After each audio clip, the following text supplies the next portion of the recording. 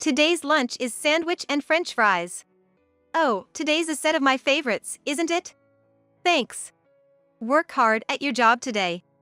I get up at 5 a.m. every morning to make lunch for my husband.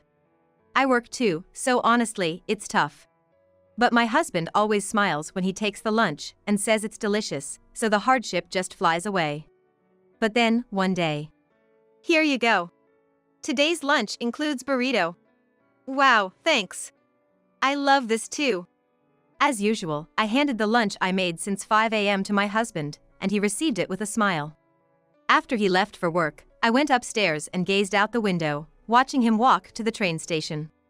Suddenly, the situation turned unbelievable. Wait, what? My husband started giving the lunch I made to a neighborhood dog. Why would he do that? Digging deeper into this, an incredible truth came to light. I'm Ava. I'm 28 and work for an event company. Since graduating college, I've focused solely on work. More like, I never had a boyfriend, so there wasn't much else to focus on. But I think I earn a bit more than others my age because of my hard work. Honestly, though, I'd rather have a lower salary and a boyfriend. I'm already 28. It's an age that makes you think about things. And there is someone always laughing at my worries. Thinking about wanting a boyfriend again? A woman's happiness isn't just about marriage. Let's enjoy single life together. I don't think marriage is the only happiness, and I don't intend to deny Bella's views on marriage.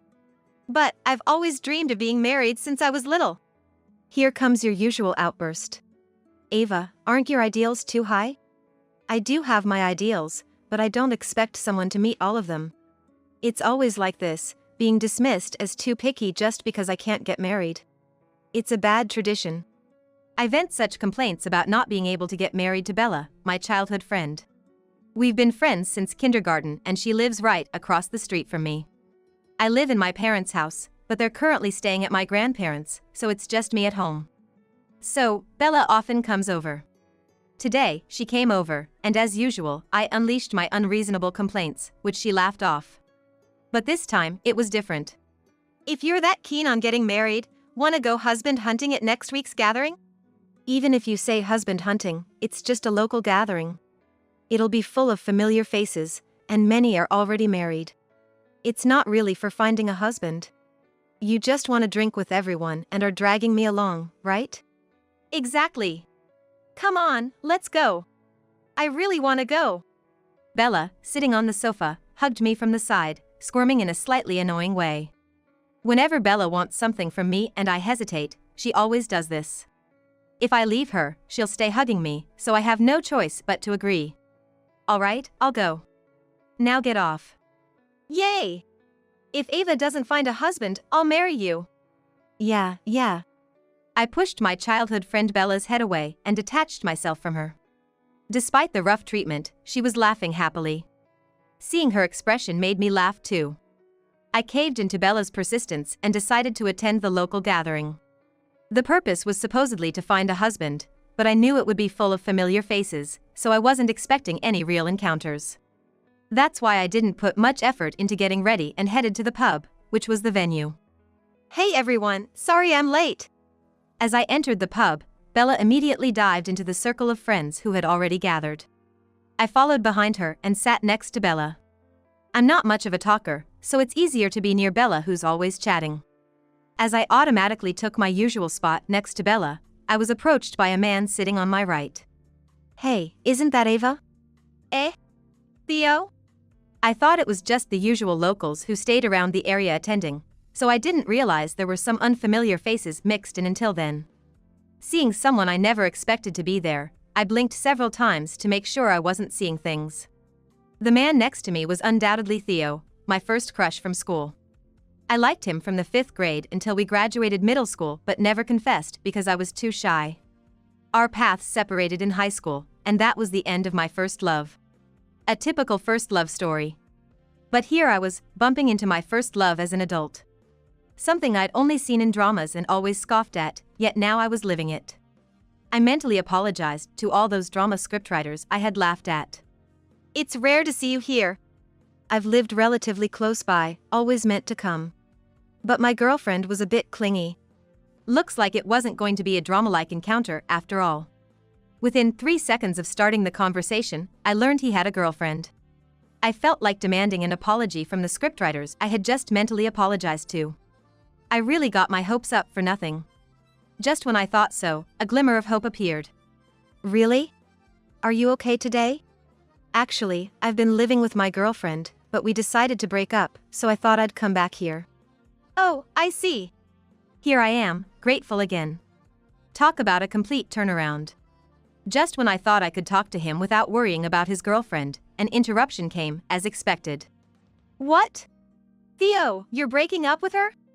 Seriously? You guys seem so close. Wasn't it about a year ago we last met? I thought you might be getting married soon. Well, you know, things happen.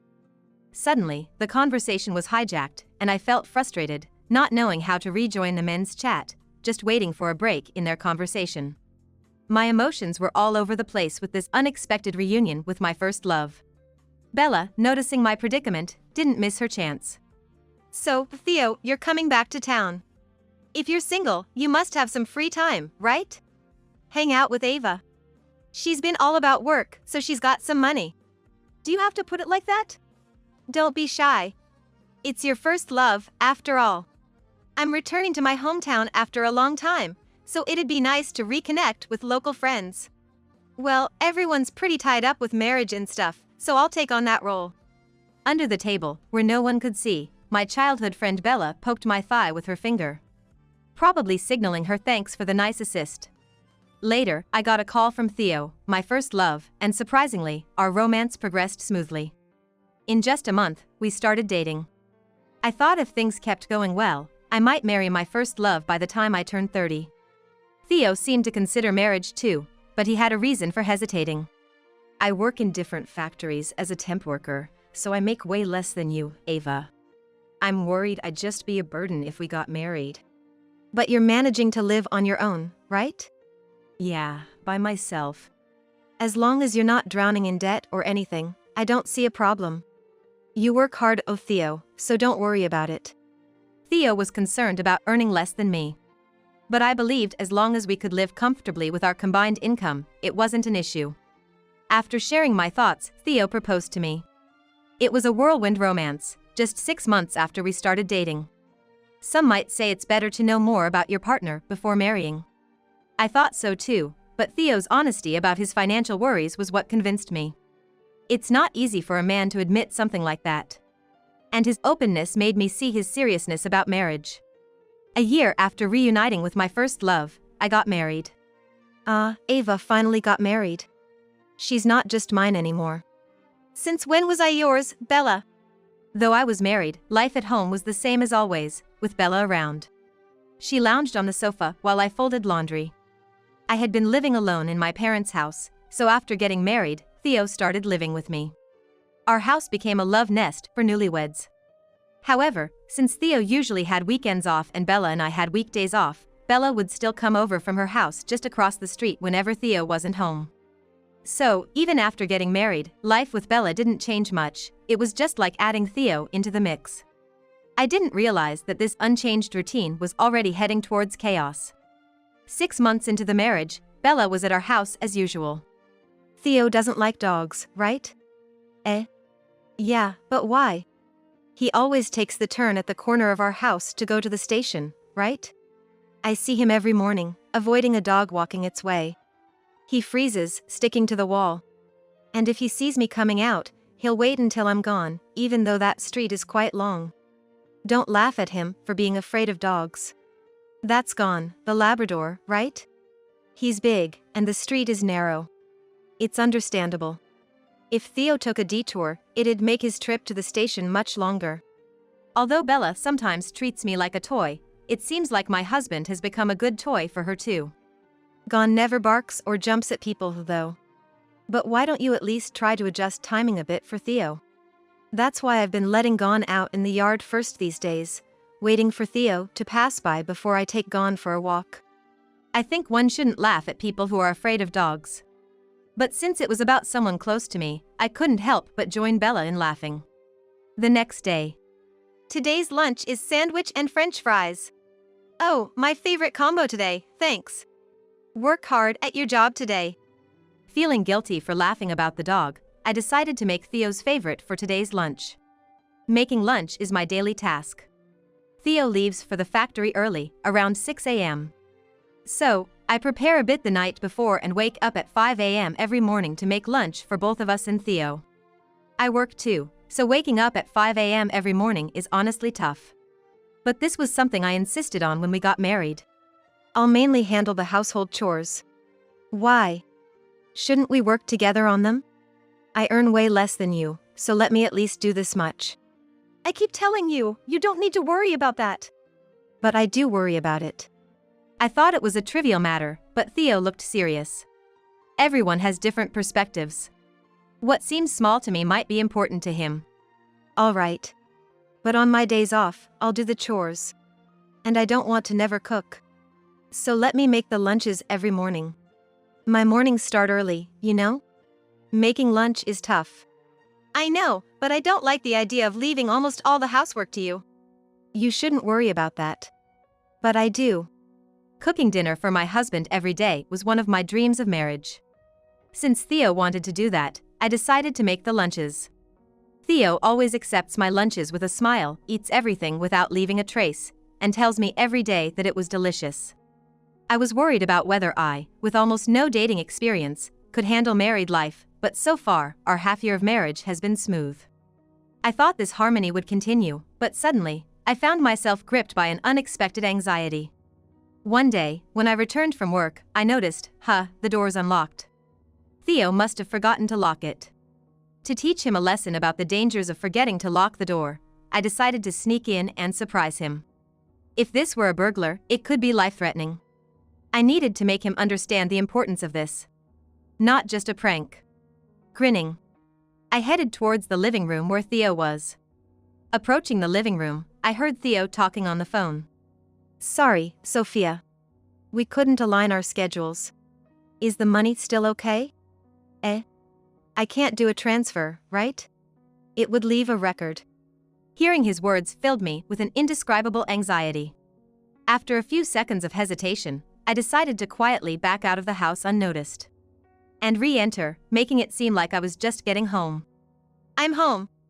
I announced a bit louder than usual, making sure Theo could hear me from the entrance. Welcome back. I heard his voice from the living room. If Theo was hiding something from me, I needed to investigate.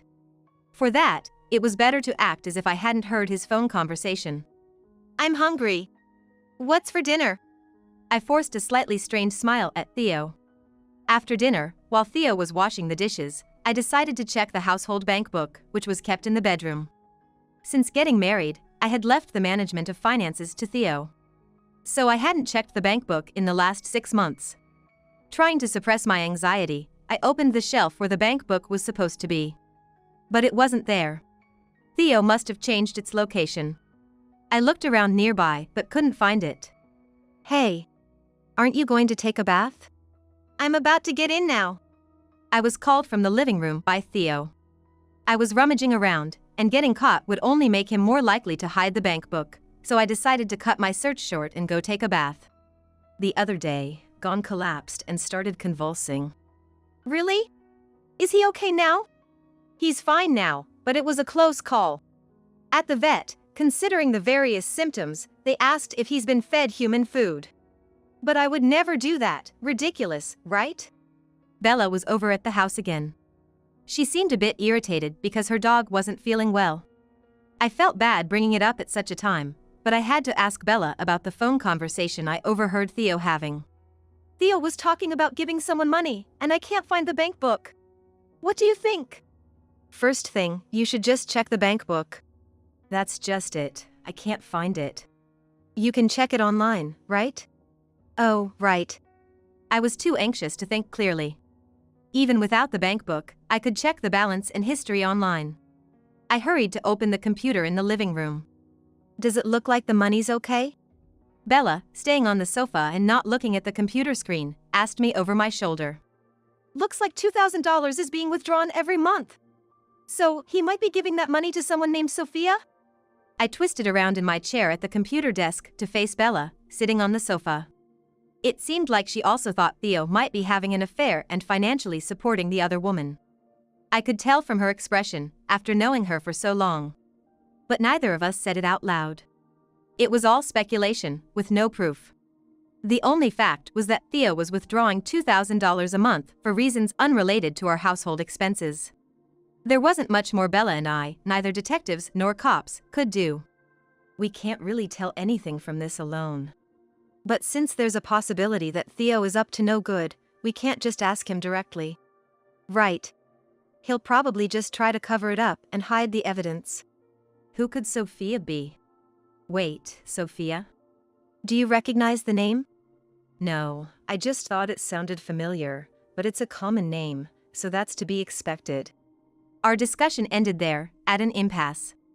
Until the end, I didn't bring up the possibility of an affair. Maybe deep down, I still want to believe in Theo. Or maybe I just want to believe. Here you go. Today's lunch has burrito. Wow, thanks. I love this. As usual, I handed the lunch I made since 5 a.m. to Theo, and he received it with a smile.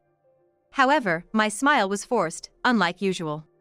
Also, I usually start getting ready for work after seeing Theo off, but today is my day off, so there's no rush. After Theo left the house, I went upstairs and watched him walk towards the station from the window, lost in thought. Looking out the window, I saw Theo passing by Bella's house. In the yard, Gon, the dog, was waiting for Theo to pass by, walking in circles as if he was put on hold for a walk. I watched curiously as Gon suddenly noticed Theo and ran up to him. I thought maybe Theo had overcome his fear of dogs and was now friends with Gon. But as Gon approached, Theo got scared and cowered. His pathetic figure made me feel like I was watching a silent comedy movie, and I couldn't help but laugh. However, the next moment turned serious. Theo opened the lunchbox I had just given him and started throwing its contents through a gap in the fence into the yard. After a couple of tosses, the lunchbox was empty, and he nonchalantly continued on his way to the station. The whole incident barely took 3 seconds. Wait, what? I was stunned by what I saw. Realizing I couldn't just stand there, I hurriedly called Bella. What's up so early in the morning? Stop, Gon! He's at the edge of the yard! Today's lunch included burrito. It has onions, and they're harmful to dogs, potentially causing poisoning. Bella, still with her phone to her ear, rushed out to the yard. Seeing Gon eating something, she opened his mouth and used her fingers to remove the contents. After confirming that Bella had reached Gon, I headed down to join her. Thankfully, Gon was taken to the vet and turned out to be fine. Bella came to my house after returning from the vet, her usual brightness gone. Is it true? Theo was feeding Gon lunch? I saw it clearly, so there's no doubt. I'm sorry. It's not your fault, Ava. But to think it was Theo giving human food to Gon. Could this be related to Sophia? Food? Sophia? Oh! Did you realize something? I remembered someone mentioning the name Sophia. It's still speculation, but if our hunch is right, I can never forgive Theo or this Sophia person. Bella and I decided to corner these two. The day after discovering Theo feeding my homemade lunch to the dog. Here, your lunch. What's inside is a surprise. Something special today? Thanks, looking forward to it. I handed the lunch I made early in the morning to Theo with a smile, and he accepted it with a grin. But unlike usual, I called Bella as soon as Theo left. I watched from the second-floor window as Theo, with practiced ease, opened the lunchbox and, while cowering from the approaching Gon, threw its contents into the yard without looking. He seemed uneasy, fearfully checking what he had thrown. From afar, I laughed again at his sight. I had put wet dog food in his lunchbox, safe for Gon to eat. Theo must have been shocked to find dog food in his lunchbox. And Bella, who had been hiding around the corner, slowly approached the bewildered Theo. From above, it was obvious, but Theo, still oblivious to Bella's presence and fixated on the dog food, looked quite comical. When Bella finally spoke to him, Theo jumped in surprise, clearly startled. Although I wanted to watch Theo's amusing reaction for longer, Bella's approach meant I had to go down too. So you've been the one feeding Gon human food? You can't say you didn't know some foods are dangerous for dogs. Eh? Really? I didn't know. I was just trying to get along with Gon to overcome my fear of dogs. When I arrived at the scene, Theo was making awkward excuses. Ava, you're here. Tell Bella, I know it's wrong to feed Gon without asking, but she's freaking out over it. Well, of course she is. You were giving food that's poisonous to dogs. What are you even saying now? You were checking with your mistress what foods are poisonous to dogs, right? We know everything, Theo. About your affair and that you're giving her money every month. What? That's a leap. What are you talking about? I heard you on the phone with someone named Sophia, talking about money. When I checked the bank book, $2,000 was being withdrawn every month. You're giving that to Sophia, aren't you? Eh? Oh, the phone call. And the bank book? Sophia is just a friend, and I did give her money, but it was just lending her $100. And $2,000? That's because living costs have skyrocketed recently. It's more expensive than you think. Theo was stammering, trying to come up with plausible excuses. With our sudden jump from the dog food issue to the affair, he probably thought we didn't have solid proof. But he was mistaken. Can you say the same thing after seeing this? I pulled out my smartphone and showed him a video. I am having an affair with Theo. No, it's not really an affair. We've been involved since before he was married. Theo was speechless after seeing the video, looking like a silent movie actor. The video continued with more shocking revelations from a person named Sophia. So, are you going to keep denying it after seeing this? Why would Sophia? Theo, betrayed by his mistress, just slumped down where he stood. Gon, startled by the sound of Theo's work bag hitting the ground, started barking, so Bella calmed him from the other side of the fence. Since Bella looked busy, I continued to confront Theo. I filmed that with Bella yesterday. How did you find out about Sophia?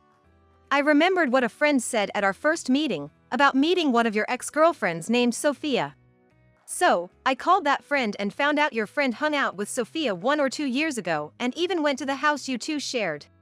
That's how I got the address. Yesterday, Bella and I thought it would be easy to catch Theo feeding lunch to Gon. But if the real reason he was throwing away my lunch was because he had someone else he preferred so he didn't want to eat it, catching him with the lunch might tip him off that we were onto his affair. He could hide it and escape, and there was a risk of him continuing to take money. It might be an overreach, but pursuing the lunch and affair issues simultaneously seemed best. So, we contacted our friend from the meeting, explained the situation, and got the address of the apartment Theo shared with his mistress. Also, as my husband had mentioned during the gathering, the address wasn't too far away, so Bella and I decided to go check out the mistress's place for ourselves. Here's the address we got. An old-looking apartment. Hey, do you hear a baby crying? Really? From this apartment? Aren't the neighbors complaining? Despite our doubts, Bella and I discussed our next move. What do? We don't have proof, but should we confront them? Of course. Otherwise, Theo will just feed Gon the lunch again tomorrow. That's easily solved by not letting Gon out. But putting this off won't help anything. Alright, leave the bluffing to me. In situations like this, it's better for me to step back and let the more eloquent Bella handle it. If his mistress finds out we have no proof of the affair, we can drop that line and just deal with the lunch issue. As we stood in front of the mistress's apartment, we could hear a baby crying inside. It seemed the baby was in the mistress's apartment. Though we were determined, I felt a bit anxious as I pressed the intercom with force. Hello, who is it? We have something important to discuss. Could you open the door? The mistress seemed confused and hesitant, responding to Bella's somewhat intimidating tone. It's understandable, being suddenly approached by strangers demanding to open the door. Bella continued speaking to the uncertain mistress. Are you Sophia, right? Should I say I'm here with Ava, Theo's wife, to get her to open the door? After Bella's suggestion, a few seconds of silence passed before we heard the sound of a lock turning and the door creaking open. A woman, slightly younger than us, appeared. Are you Ava? I'm a friend, and this is Ava. The fact that Ava's here means no explanation is needed, right? The mistress lowered her gaze to the ground and fell silent again. Unperturbed, Bella continued in a firm tone. We came to settle things with you. We know you've been receiving money from Theo. Just admit it and tell us everything. Bella's words made it sound like we had irrefutable evidence and that she should just confess. It's something I couldn't do myself, and I was really relying on her. The mistress seemed torn between admitting or denying the affair. But we didn't have concrete evidence, so Bella couldn't make the final push. Then I decided to step in. If you cooperate with us, I promise I won't sue you for damages for the affair. The mistress, who had been looking down the whole time, finally raised her head at my words. Considering she was receiving money from Theo and living in an old apartment with a baby, I guessed she was financially struggling, so I offered not to sue her for damages. I proposed this deal because our real anger was towards Theo, but also because something about the mistress's situation seemed off. I'll tell you everything. It seemed like a good deal to her, and perhaps she also felt guilty towards me. Sophia, just to confirm, you're having an affair with Theo, right? I'm involved with Theo. No, it's not really an affair. We've been together since before he got married. What do you mean? You might hear crying. I have a child. It's Theo's. We were happy about the pregnancy, but neither of us had a steady income and had no one to turn to. We couldn't afford to raise a child. So, Theo decided to marry someone else for money? Yes. I was against it, but he started acting on his own, using dating apps and reaching out to women he knew. So him showing up at the local gathering and proposing to me within 6 months was because the baby was coming, and he needed money quickly. I remembered the gathering and felt a heaviness in my head.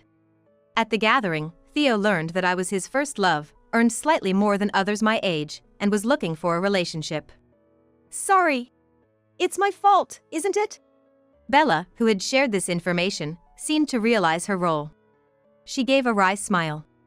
Of course, I didn't blame her, the fault lay with Theo. Really sorry. I'll return the $12,000 Theo brought over these 6 months. The mistress apologized so deeply I felt sorry a bit for her. She was complicit with Theo, but hearing the baby cry, I couldn't bring myself to blame her. It's okay. We'll make sure Theo takes full responsibility. Even after I spoke, the mistress didn't raise her head for a while. She must have struggled with taking money from Theo. This conversation with the mistress was, of course, recorded on video. The video I'm showing Theo right now is exactly that. The mistress's candid admissions continued to play. Theo seemed to shrink with each word she said. But the real bombshell was at the end of the video. Oh, right. Sophia, one more thing. Theo recently started feeding lunch to Bella's dog. Do you know anything about that? Please don't get angry. Theo said your food wasn't very tasty, so he took over the household chores. But he was given lunch every day, which he secretly threw away at work. He thought it was wasteful to throw away food, so when he saw the dog in the yard, he started feeding it. He's afraid of dogs, so it was like killing 2 birds with 1 stone. He didn't waste food, and the dog kept its distance if it ate the food. I felt something inside me snap at the mistress's words. And Bella seemed to feel the same. However, since the mistress asked us not to get angry, I smiled and endured. But today, there was no need for patience. Hearing the infuriating words again in the video, we both felt a crackling tension within. So my lunch wasn't tasty enough, so you threw it away. You put Gon in danger just because you're afraid of dogs. You're never coming back to this house. Gon! Go get him! On Bella's cue, Gon started barking at Theo. But since the dog was in the yard, it was only through the fence. Yet, for Theo, who is afraid of dogs, Gon seemed like open hostility with an intensity as if it would jump out of the yard any moment, made him hastily flee from the scene. I told him never to return home, so he probably won't come back. Watching Theo being chased off by Gon, Bella and I couldn't help but laugh. Naturally, Theo and I got divorced after that. Initially, we had no proof of the affair, but the mistress provided us with incriminating photos and messages. I thought it might be a case of marriage fraud, but it seems that's hard to prove even if the marriage was for money. So, Theo's actions were ultimately framed as having an affair and financially supporting the mistress. As promised, I only demanded alimony from Theo, not the mistress. She offered to return the $12,000 she received over the 6 months of our marriage, but since I asked Theo for $40,000, including her amount, I told her no repayment was needed. I wanted her and Theo to focus on raising their child together. However, following our confrontation, the mistress decided to break up with Theo. Thus, Theo was left with paying not just the alimony to me but also child support. For Theo, a temp worker with low income, this was already a severe blow, but it didn't end there. He knowingly fed food that was poisonous to dogs to Bella's pet, putting its life in danger. As a result, Bella filed a police report. Theo was charged with animal endangerment, adding a criminal record to his troubles. I wondered why it was called animal endangerment for a dog, but apparently, that's the law. Now, with little income, substantial payments to make, abandoned by both his wife and mistress, and a criminal record to boot, Theo was left utterly alone. Bella and I felt satisfied seeing him face this hell. I regretted rushing into marriage and decided to leave my next relationship to fate, returning to a life focused solely on work.